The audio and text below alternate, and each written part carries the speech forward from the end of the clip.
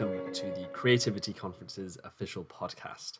My name is Aidan Rhode. I am the Assistant Manager for the Creativity Conference, and I'm very excited to be hosting this podcast where I will be discussing all aspects of creativity with some world-class creative minds who we are lucky enough to be joined with as speakers for the conference. Today, I'm joined by Larry Jordan, who is an expert post-production trainer and has 40 years experience as a television producer, director, and editor. Larry, how are you doing? Aidan, it's a pleasure being with you. Thanks so much for the invitation. I'm looking forward to our chat. You delivered a fantastic presentation for the Creativity Conference back in August for our online iteration. How was your experience doing that? And did you join any other sessions and check out the other conference? It's fascinating. Ever since you invited me on this podcast, I've been thinking about creativity and what creativity is. And I don't think of myself as creative. And I think most people would not. They would both think of themselves as creative, but they're not really creative. I think creativity is painting and dance and composing music. And what I realized in putting my talk together for both the creativity conferences, the August one being the most recent, is creativity is much broader than that. Creativity, in the words of Apple, and I think this is the best definition for it, creativity is the ability to think different, is not to follow the traditional path, is to find a new path to solve a problem or to express yourself, in which case all of us are creative, but we don't think of ourselves as being creative, especially business people.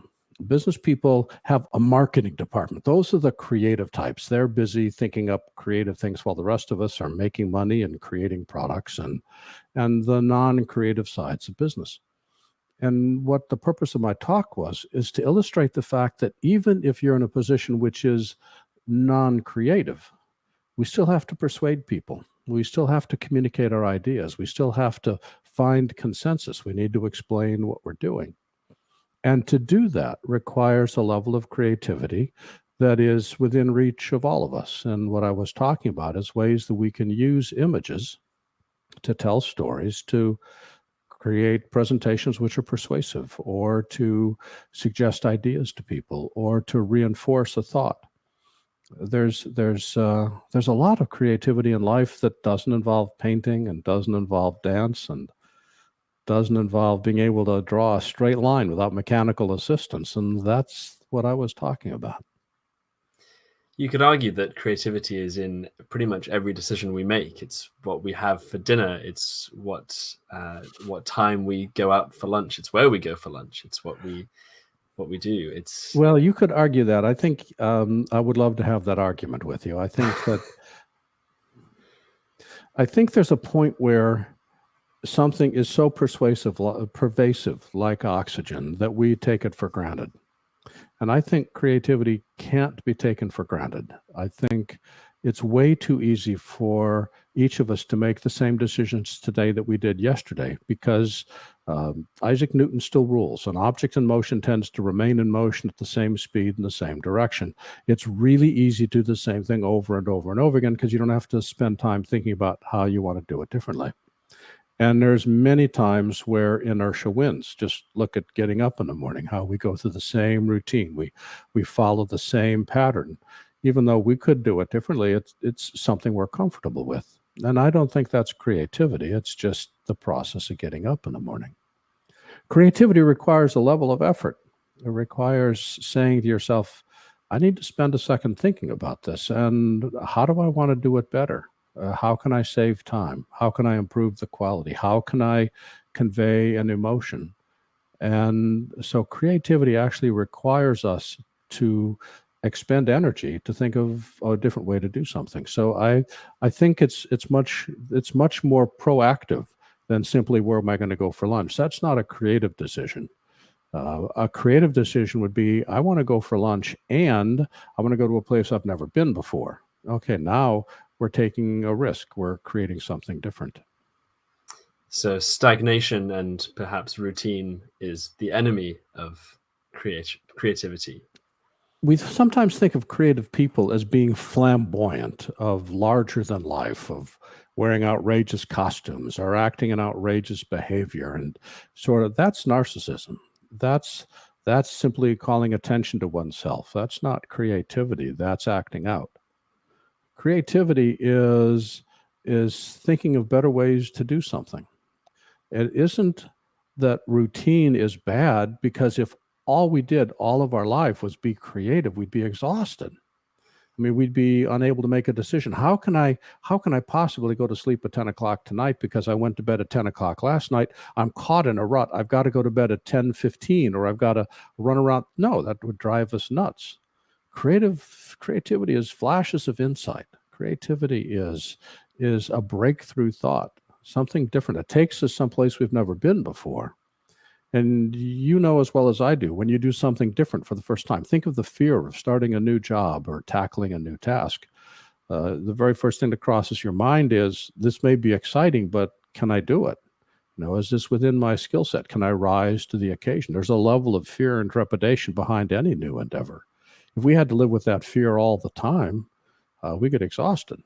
So I think creativity is not omnipresent, because we'd be too tired. I think creativity is flashes of insight which allow us to do something differently, which allow us to celebrate the fact that we can be creative. But I think it would be foolish to expect ourselves to be creative all the time. Yes, and those flashes of insight are what the Creativity Conference is all about. It's about celebrating those and exploring how to manifest those into your life. And there are lots of industries, potentially the creative industry, at the forefront of this, that are sort of being potentially attacked by artificial intelligence and advances in technology, and people's roles and careers are being replaced by robots and artificial intelligence. Particularly in the film industry, you have, for example, DJI's new camera is a steady cam, it's a focus puller, it's all of these roles in one little machine. But as someone in post-production, do you think that the role of an editor could ever be replaced by a robot? Oh, absolutely. And they have already. There are already 3 programs that I know of that will use artificial intelligence to edit simple television interviews, for instance. They'll be able to find highlights and pictures that accompany the highlights and edit it fully artificially. It's not going to achieve a feature film, because while they can edit on content, it's much harder to use artificial intelligence to find emotion. I think we're in a very, very difficult time right now, especially for the creative arts. The first is, and I'm seeing this everywhere, is that the tools to create have never become more widespread nor more affordable. But the budgets that people will pay for someone to be creative have never been lower. I see plaintive cries from editors who have been editing for 20, 30, 40 years who can't find work, because the tools are now so widespread that my cousin Vinny can do this in the basement and I don't have to pay him at all. Look at many of the jobs that we're looking at now. They have traditionally not paid well, and there's too much competition.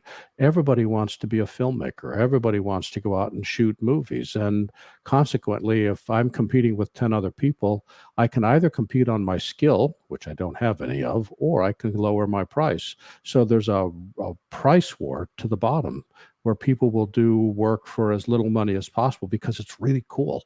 I want to be able to create a movie. I want to see my name on YouTube. So what we're seeing is creativity is more widespread than ever. The creative tools, I better say, creative tools are more widespread than ever, but nobody is willing to pay for it. Look at how many people are willing to watch videos on YouTube, but how few people are willing to spend money to buy programs. Piracy is another good example. I want to get it for free, even though it costs tens of millions of dollars to create. I shouldn't pay my share. I should get it for free because it's creative.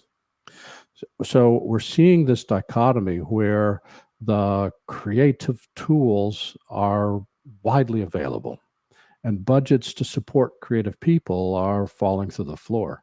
And that's a very scary time. I've seen this happening over the last 2 to 3 to 4 years. where there will always be the Peter Jacksons of the world get hundreds of $1,000,000 to make a film. And there will always be the college kids that are doing it for free because they're learning the tools, and that's what college kids do. But the market sustains itself based upon the people in the middle. And the people in the middle are the people that are paying mortgages and raising families with the money they make creating video products or film. And those people are having a hard time. And if the middle doesn't sustain itself, then the market is going to have a hard time sustaining itself.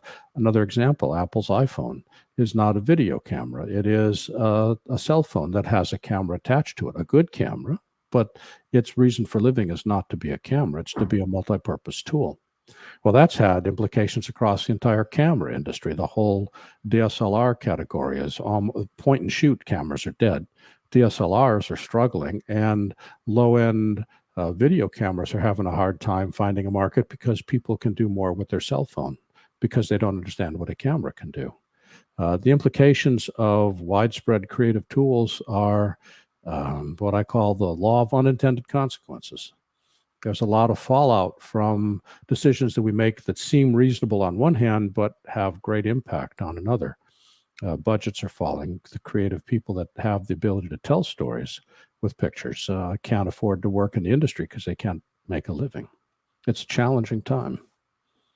It certainly is. And where do you see yourself in that dichotomy, that hierarchy, as someone who has 60,000 subscribers on YouTube, has millions of views worth of free tutorials?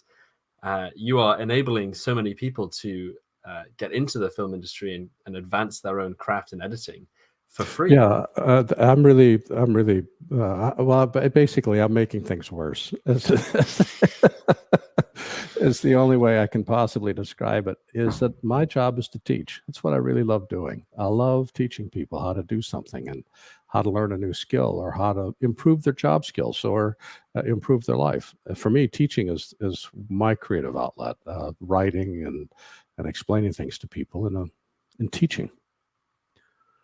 But what happens if I teach everybody? Well, suddenly the competition increases because everybody's got the same skills. So the more people I teach, the more difficult. It's a mess. So my role, I view my role as helping people who want to tell stories with pictures improve their skills. And whether you're getting paid for that or whether you're doing it for free, whether you're an 80-year-old doing family movies or a college kid working on a project or somebody that's doing paid work, I want you to be able to do the best work you possibly can. I want to improve your skills so you can do good work, because I hate watching bad programs. But there's a two-edged sword to this. One is the more people I teach, the greater the competition. On the other hand, the more competition, the higher quality is going to rise to the top. So, yeah, it's I'm not necessarily sure I'm one of the good guys, but I'm doing the best I can. What is it that first drew you to teaching and the creativity of teaching? Oh, what a great question. I couldn't get a job. I got my start decades before your parents were born, working in broadcast television across the United States.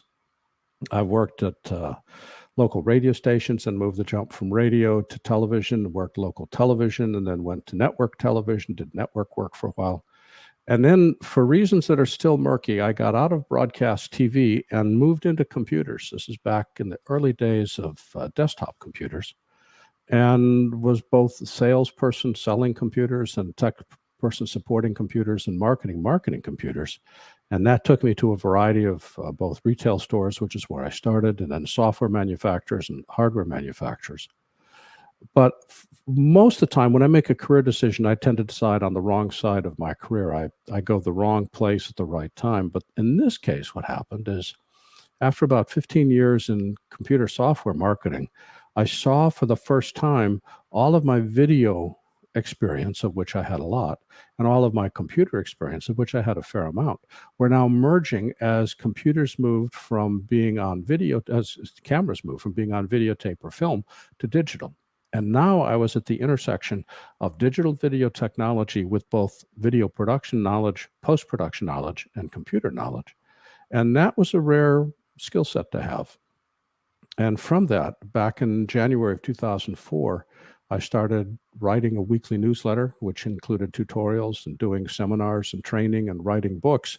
And I was able to leverage all of my video background, which is the first third of my career, and all of my computer background, which is the second third of my career, into what became my third career, which is training and education. And from that training and education, I've done large productions.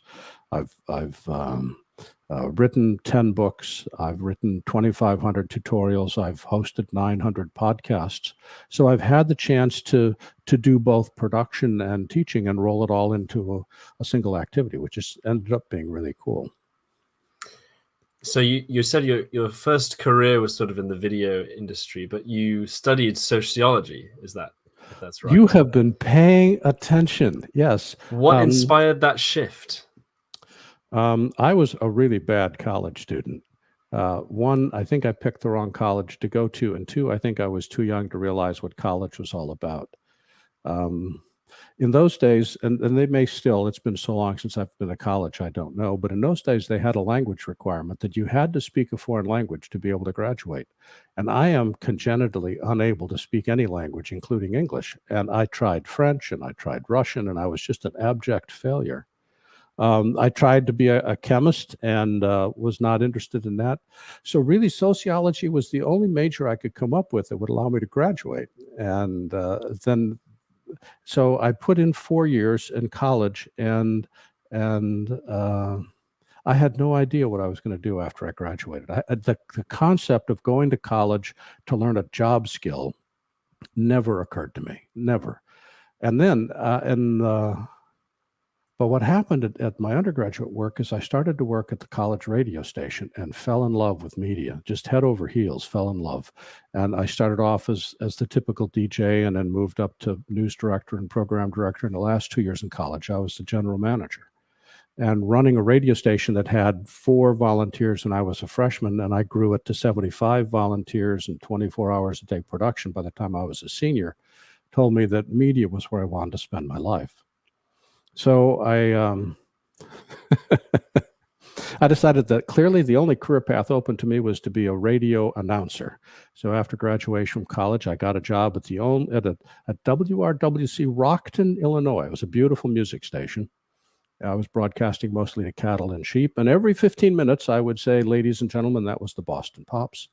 Coming up next is the Montavani Strings. And 15 minutes later, I would say that was the Montavani Strings. Coming up next, the Boston Pops. I was in hog heaven. I couldn't imagine a better job, and it lasted for 2 months. Program director called me into his office. Son, he said, because I was younger then, son, you are a second tenor. What we need is baritone. Enjoy the rest of your life. And that quickly, my radio career collapsed around my feet. It just so happened the same day I was hired to run camera at WHA Television in Madison, which is affiliated with the University of Wisconsin. I decided to go back to graduate school, study radio, TV, film, and I've been in media ever since. So sociology was a stopgap. Media proved to be the career. I see. Yeah, I mean, I'm currently studying geography, but I'd say I'm doing far more film work than I am geography. So we'll see how that one ends up. Yeah, you think you go to college to study what you're interested in. What you should go to college for is to learn how to learn and to find a skill that you can make money with to pay off your college loans. And then you use hobbies to study what you enjoy doing. My brother had a geography degree, and he hasn't used it since he graduated. So college, I think, college helps you to think. College helps you to learn. And college should also give you a job skill so you can pay off your student loans.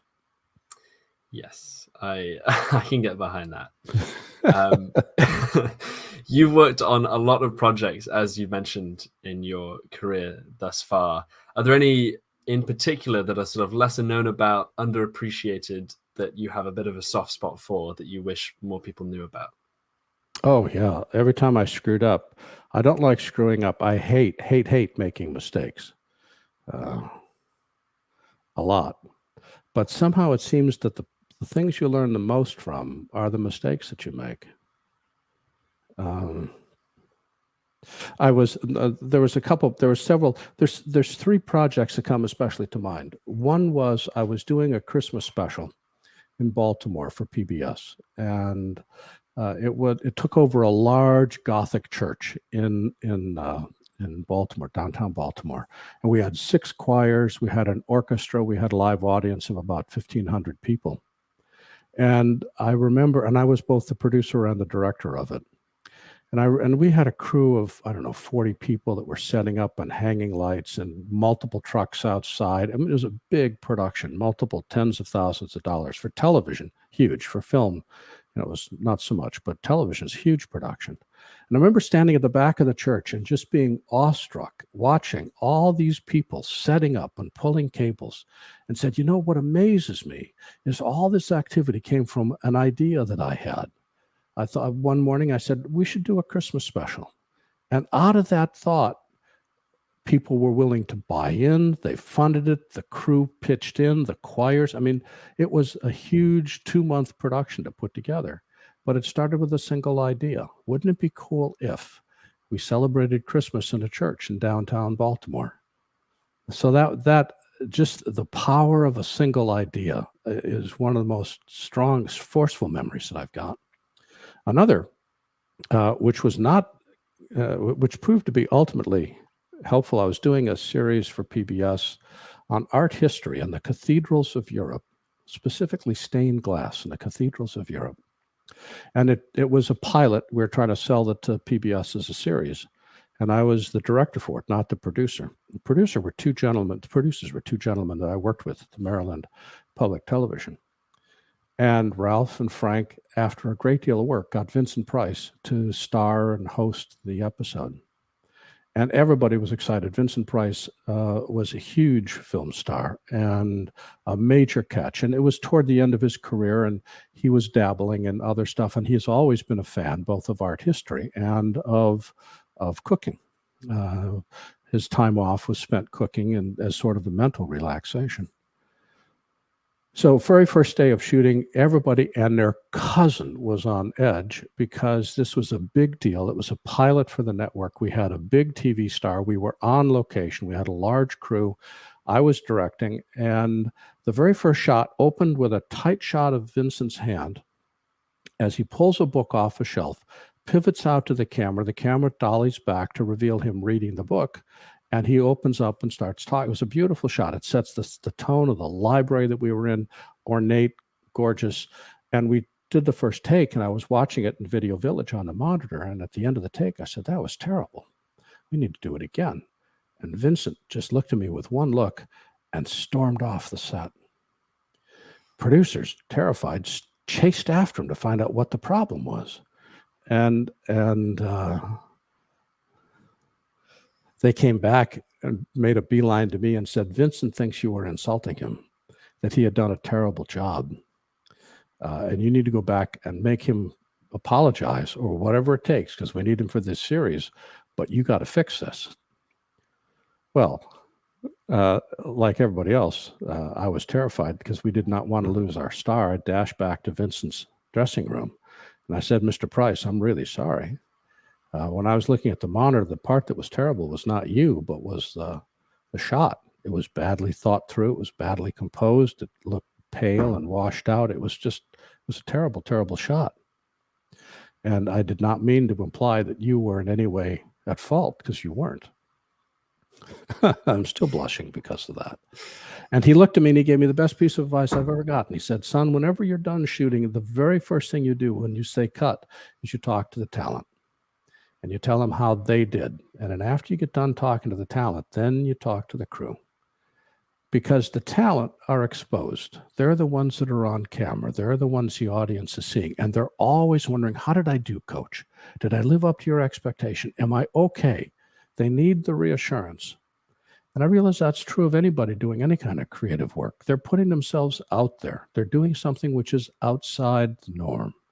And the very first people you need to talk to and give reassurance to are the people that are doing the creative work. And then the people behind the scenes, they can wait for their notes, but talk first to those that are exposed. That was a lesson that I never forgot.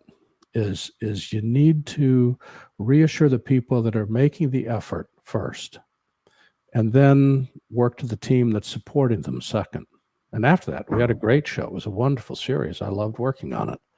And I can't remember a single thing after it except that opening shot. That opening shot changed the way I do a lot of my interactions, not just in production, but in working with creative people, is they need to know, hey, how am I doing, coach? You're doing okay. That's a very valuable lesson, and I will definitely bear that in mind for the next short that I direct, because that's yes, that's very, very valuable. Well, look at yourself here. Let me just spin it around. Here you are. You're on camera. It's your interview. I mean, you're the one that's hosting it. Wouldn't you like to have somebody say, you know, that was a good show. You did a good job. Wouldn't that be the very first thing you want to know when you finish pushing the record button and turn the recording off? Of course you would. Then you want to know, well, how was the audio? How was the video? But first thing you want to know is, how did I do? Well, you're no different than anybody else. Other people that are on camera want that same reassurance. They want to know how they did. So don't ignore that fact when you talk with them. Definitely. That is about all the time that we have. Thank you once again for joining me, Larry. It's been lovely to chat with you. And make sure to check out Larry's talk on the Creativity Conference library on YouTube and on Vimeo, which is about how to make a very effective presentation, which I thought was really useful, because I had a presentation the next week. So watching that back, it was... The book is called The Techniques of Visual Persuasion. It's available wherever fine books are sold. And as long as I'm doing a pitch, check out my website at larryjordan.com. And Aidan, this has been great. Thank you so much for the time. Thank you for joining us.